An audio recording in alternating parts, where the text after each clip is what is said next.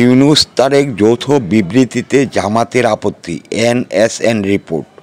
লন্ডনে প্রধান উপদেষ্টার সঙ্গে বিএনপির ভারপ্রাপ্ত চেয়ারম্যানের বৈঠকে নির্বাচনের সময় নির্ধারণের জামাতে ইসলামীর আপত্তি নেই। তাদের আপত্তি অন্তর্বর্তী সরকারের প্রধান উপদেষ্টা ও বিএনপির ভারপ্রাপ্ত চেয়ারম্যানের যৌথ বিবৃতিতে। লন্ডনে বিএনপির সাথে অন্তর্বর্তী সরকারের যৌথ বিবৃতিকে ঘিরে বিস্ময় প্রকাশ করে ডাক্তার তাহের বলেন, আমরা খুব বিস্মিত হয়ে দেখলাম একটি দলের প্রতিনিধিদের সাথে তারা যৌথ বিবৃতি দিয়েছেন। এদেশে 100টিরও বেশি রাজনৈতিক দল আছে, তাহলে তো এমন কালচার তৈরি হবে, উনি প্রধান উপদেষ্টা যাদের সঙ্গেই কথা বলবেন জয়েন্ট স্টেটমেন্ট দিতে হবে। এই যৌথ বিবৃতিতে আমাদের আপত্তি।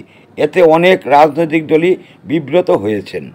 ওই দিন ঐক্যমত্য কমিশনের দ্বিতীয় পর্যায়ের তৃতীয় দফার সংলাপে জাতীয় সাংবিধানিক কাউন্সিল এনসিসি গঠনের প্রস্তাব আলোচনায় প্রাধান্য পায়।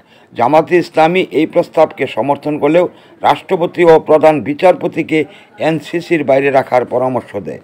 ডাক্তার তাহের আরও জানান, এনসিসি গঠনে কিছু রাজনৈতিক দলের আপত্তি থাকার বিরতির পর এই বিষয়ে পুনরায় আলোচনা হবে।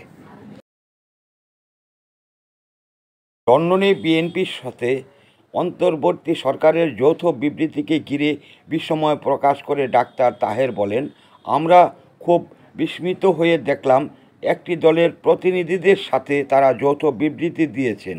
এদেশে 100টিরও বেশি রাজনৈতিক দল আছে, তাহলে তো এমন কালচার তৈরি হবে, উনি প্রধান উপদেষ্টা যাদের সঙ্গেই কথা বলবেন জয়েন্ট স্টেটমেন্ট দিতে হবে। এই যৌথ বিবৃতিতে আমাদের আপত্তি। এতে অনেক রাজনৈতিক দলই বিব্রত হয়েছেন। ওই দিন ঐক্যমত্য কমিশনের দ্বিতীয় পর্যায়ের তৃতীয় দফার সংলাপে জাতীয় সাংবিধানিক কাউন্সিল এনসিসি গঠনের প্রস্তাব আলোচনায় প্রাধান্য পায়। জামাতে ইসলামী এই প্রস্তাবকে সমর্থন করলেও রাষ্ট্রপতি ও প্রধান বিচারপতিকে এনসিসির বাইরে রাখার পরামর্শ দেয়।